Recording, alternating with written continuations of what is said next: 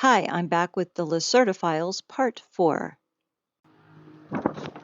There was a large colony on the continent you call Antarctica today, and another one in the continent you call Asia today.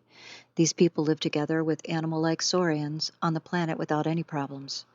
When the advanced reptilian species arrived in this system, the humanoid colonists from Procyon tried to communicate peacefully, but they were not successful, and a global war started within months.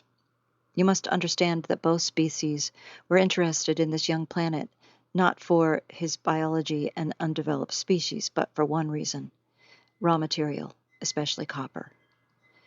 To understand this reason, you must know that copper is a very important material for some advanced species, even today, because it is, together with some unstable materials, able to produce new stable elements if you induce a high electromagnetic field in the right angle with a high nuclear radiation field to produce an overcrossing of fluctuating fields.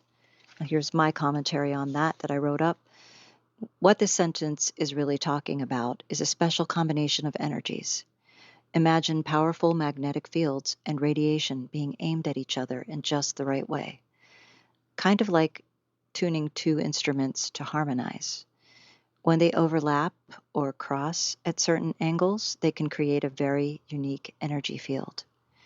This energetic overlap can cause atoms to shift or even transform, leading to the creation of new elements, things that might not naturally exist on Earth.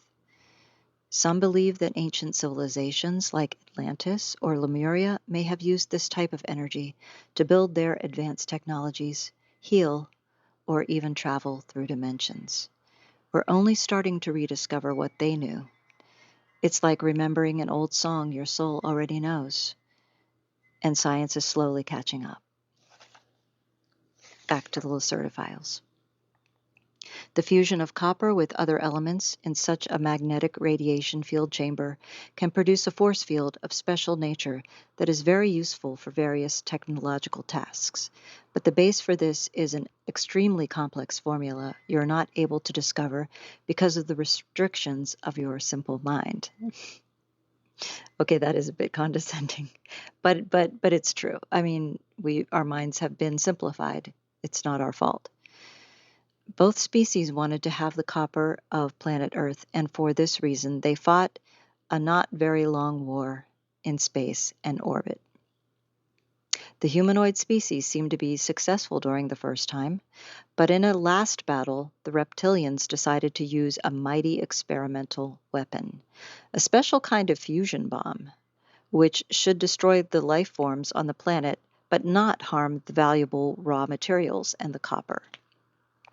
The bomb was fired from space and detonated at a point of your planet you call Middle America today.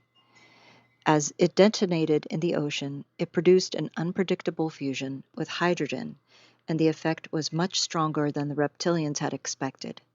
A deadly radiation, an overproduction of fusion oxygen, a fallout of different elements, and a nuclear winter for nearly 200 years were the result. Most of the humanoids were killed, and the reptilians lost their interest on the planet after some years for, even for us, unknown reasons. Maybe because of the radiation. Planet Earth was on its own again, and the animals on the surface died. By the way, one result of the fusion bomb was the fallout of different elements and materials created in the burning process, and one of those materials was iridium. Your human scientists today see the iridium concentration in the ground as an evidence for an asteroid impact that killed the dinosaurs. That is not true. But how should you know that? Well, most of the dinosaurs died. Not all in the detonation, but in the bad things which came after the war, especially the nuclear winter and the fallout. Nearly all dinosaurs and reptilians were dead within the next 20 years. Some of them, especially those in the oceans, were able to survive for the next 200 to 300 years, even in this changed world. But those species also died, because the climate had changed. The nuclear winter ended after 200 years, but it was colder on Earth than before. Despite the cataclysm, some species were able to survive. fish like the sharks, birds, little creepy mammals, your ancestors, various reptiles like crocodiles, and there was a special kind of small but advanced dinosaurs which had developed together with the last large animal reptilians like the species you call Tyrannosaurus. This new reptile was walking on two legs and looked a little bit like your reconstruction of an iguanodon. It originated in this family, but it was smaller, around 1.5 meters tall, with some humanoid features, a changed bone structure, a larger skull and brain, a hand with a thumb which was able to grab things, a different organism and digestion, advanced eyes in the middle of the head like your eyes, and most important, with a new and better brain structure. This was our direct ancestor. There are theories that the radiation from the bomb took part in the mutations of the organism of this new breed, but this is not proven. Wow. There's a lot here. I'll try to get through it all. Nevertheless, this little humanoid-like dinosaur evolved during the following 30 million years. As I've said earlier, a species need generally more time to evolve than you think, if the evolution is not artificially induced, like in your case. From an animal to a more or less thinking being. These beings were intelligent enough not to die in the next millions of years because they learned to change their behavior. They lived in caves instead of in the cold nature, and they learned to use stones and branches as first tools, and the use of fire to help keep them warm, especially to warm their blood, which is very important for our kind to survive. During the next 20 million years, the species was divided by nature into 27 subspecies.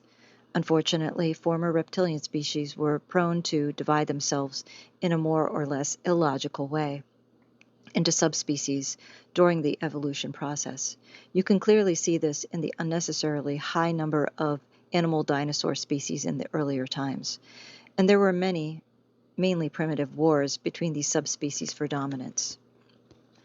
Well, nature was not very friendly to us, and as far as we know, from the 27 subspecies, 24 were extinct in primitive wars and in evolution, because their organism and mind was not developed enough to survive, and as the main reason, they were not able to change their blood temperature in the right way if the climate changed. 50 million years after the war and after the end of the dinosaurs, only 3, now also technological advanced reptilian species, were remaining on this planet together with all the other lower animals. Through nature and artificial crossbreeding, these 3 species were united to one reptilian species, and through the invention of genetic manipulations, they were able to eliminate the dividing prone genes in our genetic structure.